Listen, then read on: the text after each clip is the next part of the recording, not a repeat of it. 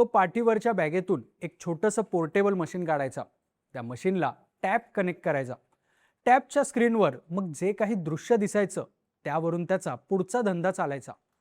हा बिझनेस राज रोसपणे वर्षभरापासून सुरू होता. बरं, हा बिझनेस शिकला होता यूट्यूबवरचे व्हिडिओ बघून, पण याच बिझनेसचा भंडाफोड झाला एका तक्रारीने. आणि मग एक एक धागा जुळत गेला आणि 6 जणांच्या ग्रुपचा सगळा कच्चा चिट्टा बाहेर पडला. हे प्रकरण नेमकं आहे काय? या 12वी पास तरुणाने लिंग तपासणीचा कोणता नवीन जुगाड आणला होता आणि संभाजीनगरचं लिंग तपासणी करणारं रॅकेट कसं काम करायचं हेच जाणून घेऊयात या व्हिडिओच्या माध्यमातून.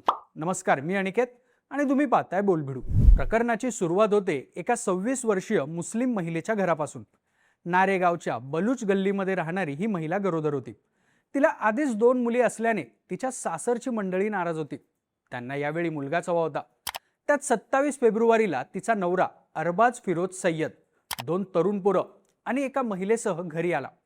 त्या तरुणांनी पाठीवरच्या बॅगेतून एक छोटंसं पोर्टेबल सोनोग्राफी मशीन बाहेर काढलं. त्याला टॅप कनेक्ट केला आणि कुणाच्याही कानाला खबर न लागू देता त्या महिलेची घरातच लिंग निदान चाचणी केली. त्या तरुणांनी अरबाजला त्याच्या बायकोच्या पोटात असलेलं अर्भक मुलीचं असल्याचं सांगितलं. हे ऐकून संतापलेल्या अरबाजने लगेच गर्भ पाडायचा निर्णय घेतला. ह्याच्या 7व्याच दिवशी म्हणजे 6 मार्चला जालन्यातल्या एका प्रायव्हेट हॉस्पिटलमध्ये नर्सचं काम करणारी कमल गोकुळ तिनगोटे आणि घरातल्या बाकी महिलांनी अरबाजच्या पत्नीला बळजबरीने गर्भपाताच्या गोळ्या खाऊ घातल्या. उलट झोपून तिच्या पोटावर दाब दिला. तिला प्रचंड वेदना व्हायला लागल्या. ती मोठ्यानं रडू लागली, पण हातपाय धरून ठेवलेले असल्यानं तिला काहीच करता येत नव्हतं. नंतर नर्सचं काम करणाऱ्या कमलने जवळचे अवजार हातात घेत अर्भक बाहेर काढण्याची तयारीही सुरू केली. पण तेवढ्यात अचानकच पीडितेचे वडील घरी आले. त्यांना बघून कमल तिनगोटेसहित सगळेच तिथून पसार झाले.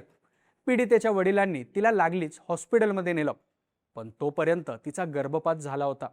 यानंतर पीडित महिलेने 10 मार्चला MIDC सिडको पोलीस स्टेशनला जाऊन पती अरबाज फिरोज सय्यद, सासू आशिया फिरोज सय्यद आणि सासरे फिरोज मनसूर सय्यद यांच्या विरुद्ध तक्रार दिली. पोलिसांनी तातडीने कारवाई करत पीडितेचा नवरा, सासू आणि सासऱ्यांना अटक केली. लिंग निदान चाचणी संदर्भात अरबाज सय्यदची कसून चौकशी झाली. त्यानंतर समोर आलं लिंग निदान करणारं मोठं रॅकेट. 6 जणांचं हे रॅकेट संभाजीनगर परिसरात अगदी शांततेत लिंग निदानाचे कार्यक्रम पार पाडायचे. ह्या गँगमध्ये एकूण 6 मेंबर होते. पहिला होता राहुल माणिकराव झोंड, वय 28 आणि शिक्षण फक्त 12वी पास. मेडिकल फील्डमधली डिग्री पण नाही आणि डिप्लोमा पण नाही. हा राहुल एका खाजगी हॉस्पिटलमध्ये OT असिस्टंट आणि वॉर्ड बॉय म्हणून काम करायचा. तिथं मिळालेल्या अनुभवाच्या जोरावर आणि यूट्यूबवरचे व्हिडिओ पाहून हा पट्टा सोनोग्राफी प्रोब कसा हाताळायचा, स्क्रीनवर दिसणाऱ्या इमेजवरून गर्भात मुलगा आहे की मुलगी हे पद्धतशीर ओळखायचा.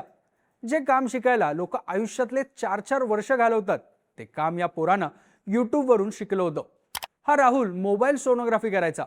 तो गर्भवती महिलांना कुठल्या दवाखान्यात बोलवत नव्हता. त्याच्याकडे असलेला परदेशी बनावटीचा पोर्टेबल सोनोग्राफी प्रोब घेऊन तो डायरेक्ट महिलेच्या घरी जायचा. हा प्रोब टॅप किंवा मोबाईलला ॲपद्वारे कनेक्ट व्हायचा आणि लाईव्ह इमेजही दिसायची. ऑनलाईन प्लॅटफॉर्मवरून मागवलेलं हे सगळं भांडवल बाजाराच्या पिशवीत मावायचं.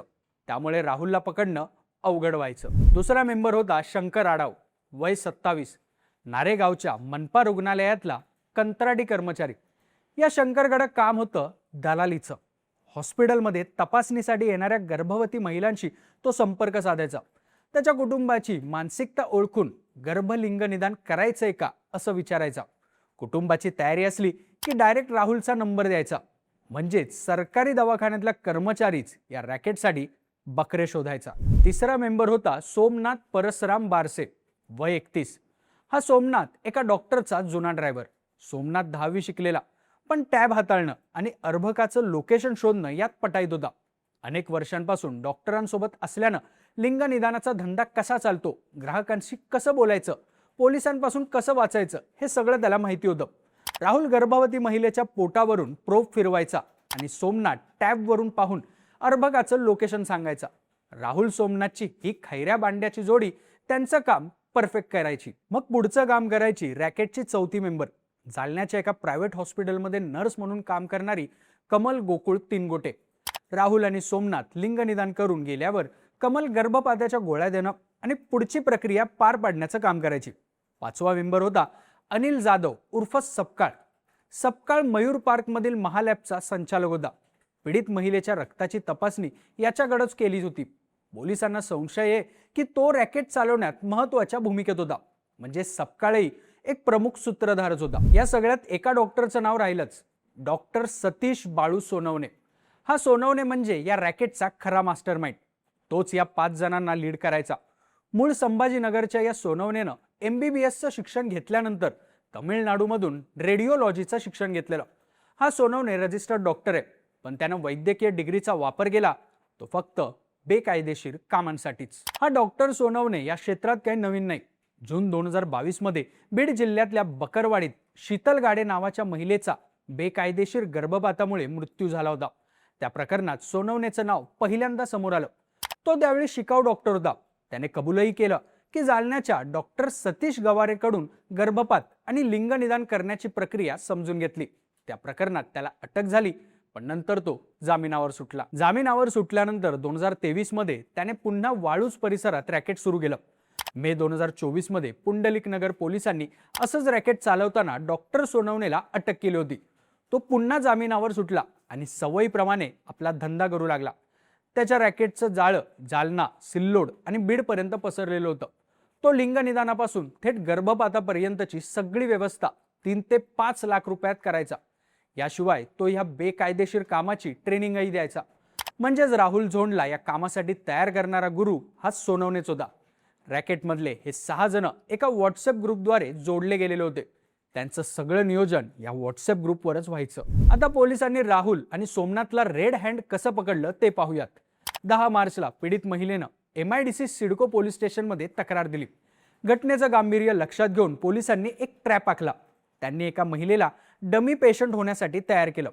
तिच्या नवऱ्याने राहुलशी संपर्क साधला आणि लिंगनिदानाबद्दल विचारलं. राहुलने या कामाचे 14,000 रुपये सांगत त्या जोडप्याला पिसादेवी परिसरात बोलावलं. 21 तारखेला ठरल्याप्रमाणे ते डमी जोडपं पिसादेवी परिसरात येऊन थांबलं.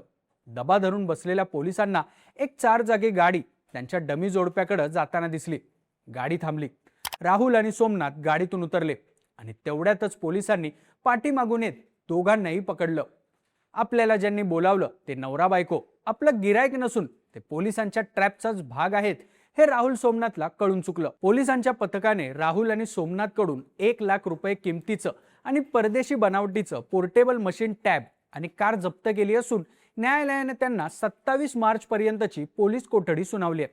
मनपा हॉस्पिटलमधून पेशंट शोधून आणणारा शंकर आढाव सध्या पोलिसांच्या ताब्यात असून त्याचीही कसून चौकशी सुरू आहे. पण या रॅकेटचा मास्टरमाइंड डॉक्टर सतीश सोनवणे प्रत्यक्ष घटनास्थळी नव्हता.